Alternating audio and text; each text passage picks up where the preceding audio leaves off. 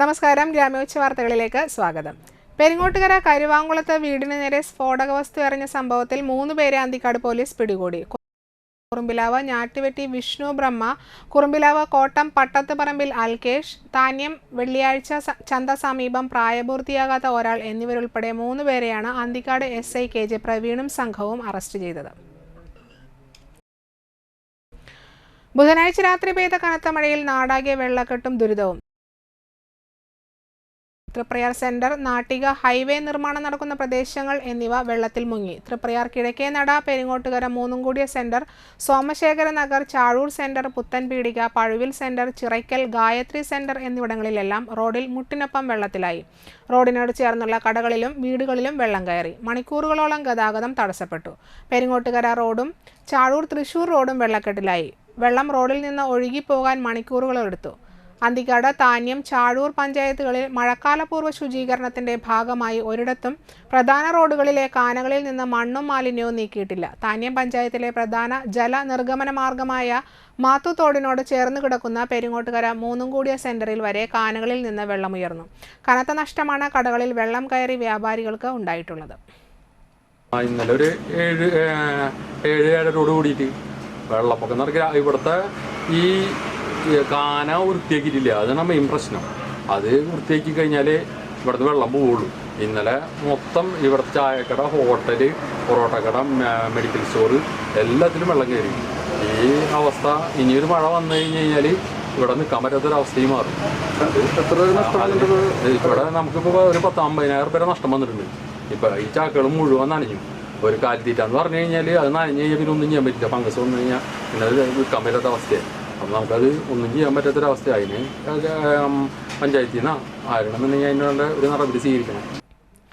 കാനകളുടെ പണി പൂർത്തിയാക്കാതെയും തോടുകളിലെ മാലിന്യങ്ങൾ നീക്കാതെയും നാട്ടിക പഞ്ചായത്ത് വെള്ളക്കെട്ടിന് വഴിയൊരുക്കുന്നതിൽ പ്രതിഷേധിച്ച് BJP നാട്ടിക പഞ്ചായത്ത് കമ്മിറ്റി പ്രതിഷേധ പ്രകടനവും സായാഹ്ന ധർണയും നടത്തി.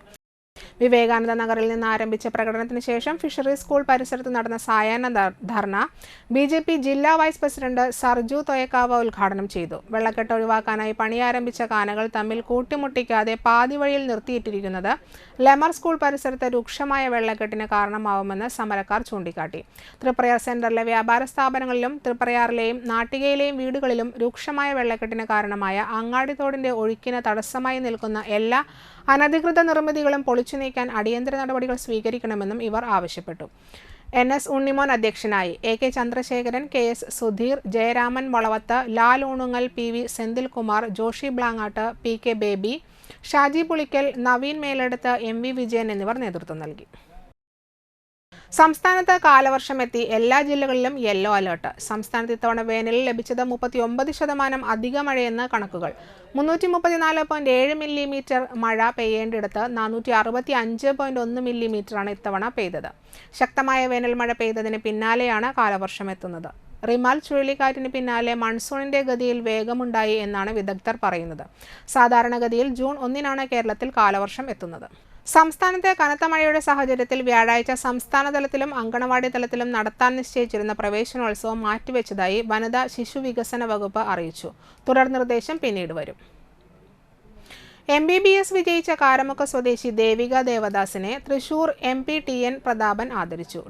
DCC സെക്രട്ടറിമാരായ KK ബാബു, KB ജയറാം, മണലൂർ മണ്ഡലം president MV Arun, retired head master AP Jose, ward Congress president Sajeevan Thanappadam, MP Subhash, Sankunni master എന്നിവർ പങ്കെടുത്തു.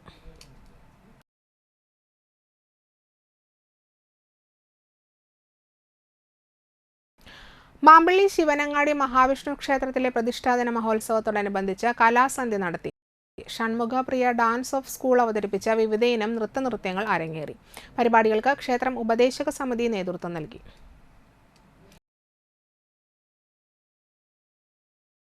മണപ്പുറത്തെ കലാ സാംസ്കാരിക കൂട്ടായ്മയും സാമൂഹിക പ്രസ്ഥാനവുമായ മണപ്പുറം സമീക്ഷയുടെ ഈ വർഷത്തെ പുരസ്കാരങ്ങൾ ഞായറാഴ്ച നൽകും. രാമു കാര്യട്ട് പുരസ്കാരം M മുകുന്ദനും, KV പീതാംബരൻ സ്മാരക പുരസ്കാരം മുൻ മന്ത്രി പാലൊളി മുഹമ്മദ് കുട്ടിക്കും, CKG വൈദ്യർ സ്മാരക പുരസ്കാരം ഷീബ അമീറിനും, കവി P സലീം രാജിന്റെ പേരിലുള്ള പ്രഥമ പുരസ്കാരം കവി PN ഗോപികൃഷ്ണനുമാണ് സമ്മാനിക്കുക. രാമു കാര്യട്ട് പുരസ്കാരം 25,000 രൂപയും ശില്പവും മറ്റു പുരസ്കാരങ്ങൾ 10,000 രൂപയും ശില്പവും അടങ്ങുന്നതാണെന്ന് Manappuram Sameeksha president VN Ranadev, secretary TS Sunilkumar, treasurer CG Ajith Kumar എന്നിവർ പത്രസമ്മേളനത്തിൽ അറിയിച്ചു. ഞായറാഴ്ച 3-ന് തളിക്കുളം ബ്ലൂമിംഗ് ബഡ്സ് സ്കൂൾ അങ്കണത്തിൽ നടക്കുന്ന ചടങ്ങിൽ കേരള സാഹിത്യ അക്കാദമി അധ്യക്ഷൻ K സച്ചിദാനന്ദൻ പുരസ്കാരങ്ങൾ സമ്മാനിക്കും. P ബാലചന്ദ്രൻ MLA മുഖ്യാതിഥിയാകും. PN Gopikrishnan, P Saleem രാജിനെ അനുസ്മരിക്കും. VR പ്രഭ, സുജിന്ത് നാരായണൻ എന്നിവരും പത്രസമ്മേളനത്തിൽ പങ്കെടുത്തു. ഇതോടെ ഉച്ചവാർത്തകൾ സമാപിച്ചു. നമസ്കാരം.